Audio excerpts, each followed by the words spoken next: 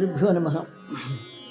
51ஆம் அக்ஷரத்தி அகிலாண்டத்தி அந்தரத்தி அமல சுகத்தி அருள்மயத்தி அருண நிறத்தி அம்பரத்தி 81ஆம் பத கடந்த ஏக வெளிச்சி காரணத்தி இமயாச்சலத்தில் வந்தருளி இரு நாழிகை நேர்கொண்டுலகில் உம்பரணியார்க்கு அறம் வளர்த்த உமையே அருள்வாரிதி மாதே உனது பதத்தை அடியேன் உரைத்து மகிழ வர மருள்வாய்.